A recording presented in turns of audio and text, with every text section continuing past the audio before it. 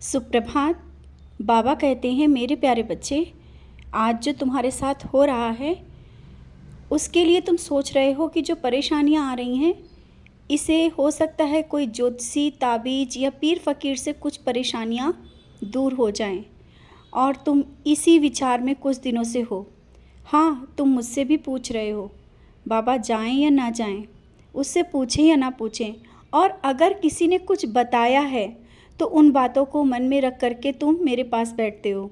अब ऐसा होगा, अब ऐसा होगा, किसी ने कुछ कह दिया, वही दिमाग में बसा लिया। अगर कोई तुम्हारे भविष्य को देख सकता है तो वो मैं हूँ, और मैं तुम्हारे भविष्य को देख रहा हूँ। हाँ, हाथों की रेखाओं पर क्या विश्वास करते हो? किसी को हाथ दिखाकर या किसी ज्योतिषी से अपने भविष्य के बारे में जान करके इतनी चिंता और परेशान होने की कोई ज़रूरत नहीं। तुम्हारा भविष्य मैंने देखा है, और रेखाओं का जो है, जिन रेखाओं की तुम बात करते हो ना, रेखाओं को बदलते भी तुम देखोगे। जो रेखाएं आज तुम्हारे हाथों में नहीं है वो कल बन जाएंगी। तुम्हारी भविष्य की वो जो सुनहरी रेखाएं हैं वो हाथों में आएंगी।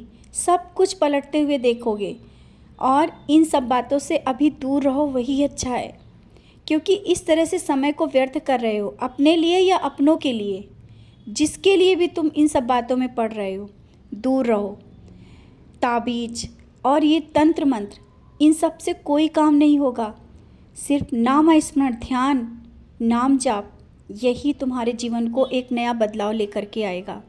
और जो परेशानियां हैं, तुम्हें लगता है कि कुछ गलत चीज़ें हैं, नकारात्मक शक्तियां तुम्हारे पास है, ऐसा क्या हो सकता है? जहाँ पर मैं बैठा हूँ वहाँ नकारात्मक शक्ति कोई आ ही नहीं सकती। मैं तुम्हारे घर के अंदर आने ही नहीं दूंगा। और तुम अपनों के लेकर के जो परेशान हो ना, उनको स्वास्थ्य को लेकर के कि उनका स्वास्थ्य सही नहीं रहता है, कैसे क्या होगा। बच्चे, मैं हूँ उनके साथ, वो घर में हो या घर से बाहर हो या तुमसे दूर हो, मैं हर पल उनके साथ रहता हूँ। मैं कभी उन्हें अकेला नहीं छोड़ता, क्योंकि तुम हर पल उनकी चिंता करते रहते हो। काम करते वक्त भी उनकी ही चिंता में रहते हो। मेरे पास बैठते हो तो उनके लिए ही मांगते हो। तो मैं भी तो उनकी चिंता कर रहा हूँ, मैं उनके साथ हूँ। तुम बेफिक्र रहो। और जो अभी कुछ रोग हैं, बीमारियां हैं, दर्द हैं, वो भी चला जाएगा। अभी तक मैंने बहुत कुछ चीज़ें सही भी की हैं, तुम्हें शायद याद भी आ रहा होगा। तो आगे भी सब सही करूँगा। और किसी अपने के भविष्य को लेकर के भी जो चिंता बनी हुई है तुमने ना, कि ये सब कैसे होगा, कहीं ऐसा ना हो कि कुछ गलत हो जाए, कहीं ऐसा ना हो कि कुछ खराब हो जाए, तो तुम चिंता मत करो। सब मैं चिंता रख रहा हूँ।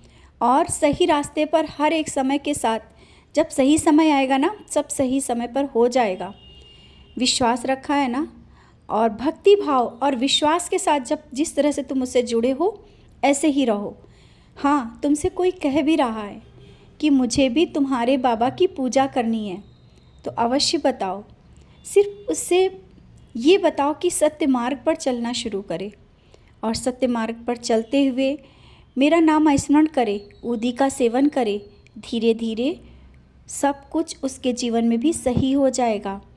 तुम चाहते हो कि वो सब चीज़ें जो तुम्हें मिल रही हैं, तुम्हारे मन को जो शांति मिल रही है, वो सबके पास हो, मेरा एहसास सबके पास हो।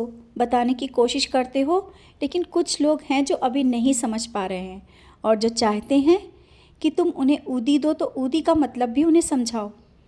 आवश्यक नहीं कि शिरडी की ही ऊदी हो, जहाँ उनके घर में जो भी ऊदी है उसे सेवन करने के लिए बोलो। और जब ऐसा होने लगेगा, देख लेना, उनके साथ उनका विश्वास और जुड़ता जाएगा, और वो तुम्हें शुक्राना करेंगे, क्योंकि तुमने अभी तक बहुत लोगों को सही रास्ता दिखाई है, सही रास्ता और सही मंजिल तक ले गए हो। तो क्या सोचते हो कि तुम जो आज जहाँ पर हो तो ऐसे ही रहोगे? तुम्हारे लिए तो मैंने भी बहुत कुछ सोच कर रखा है, बहुत कुछ, और वो समय के साथ होता चला जाएगा।